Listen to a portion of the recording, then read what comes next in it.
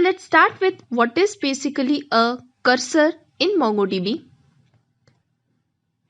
So cursor is nothing but an iterator which is used to iterate over the documents. We can also say that a cursor is nothing but an iterator to traverse the documents which are present in a collection. The cursor object returned by find method helps to perform iteration on the documents in a collection. So the concept of cursor basically comes from the find method. That is, the return value of find method is a cursor by using which we can traverse over the documents. So this find method returns the result of a query as a cursor object which shows all the documents of a collection. Now let's try to figure it out with an example that how to create a cursor. So for creating the cursor, as you can see, we have used a variable cursor in which we have stored the result of a query. So we have used var keyword.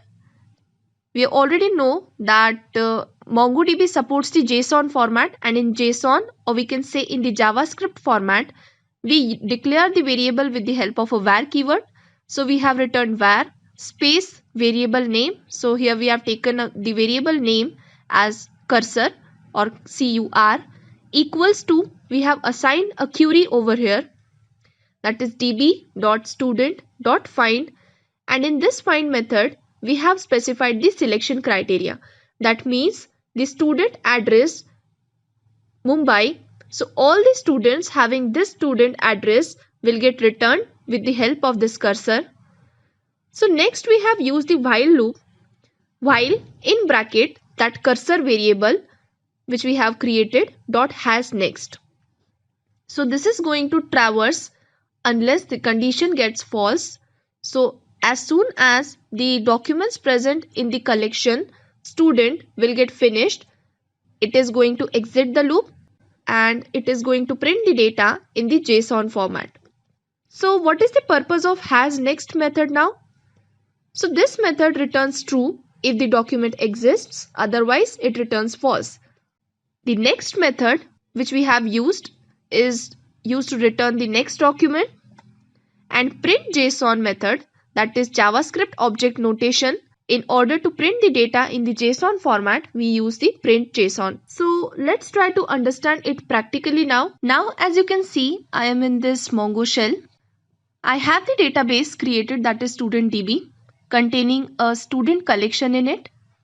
And the student collection is containing 5 documents along with it. So let's try to implement the concept of cursor now. So for creating the cursor, we'll first take a variable by using the var keyword. So var space cursor variable equals to db dot collection name dot find. In bracket we'll specify the condition according to which the cursor will be returned. So as per the example, the condition is student address should be Mumbai. So we'll just specify the condition. Okay, so just provide the semicolon over here. Then we'll take the while loop. So while cursor variable, that is CUR, which we have taken, dot has next. That means it is going to check which is the next matching document present in the collection. After this while loop, we'll use print JSON method in order to print the data in the JSON format. So for that we'll use print JSON in bracket the cursor variable, that is CUR dot next method. Just hit enter. So as you can see here, the cursor has returned a single document because there was only one document which is matching according to the condition which we have specified, that is student address as Mumbai. So as you can notice here, we have the 5 documents. So only this was the matching document which is returned by the cursor. So now let's see what is find one method. So this find one method returns the first document if the query matches otherwise it returns null.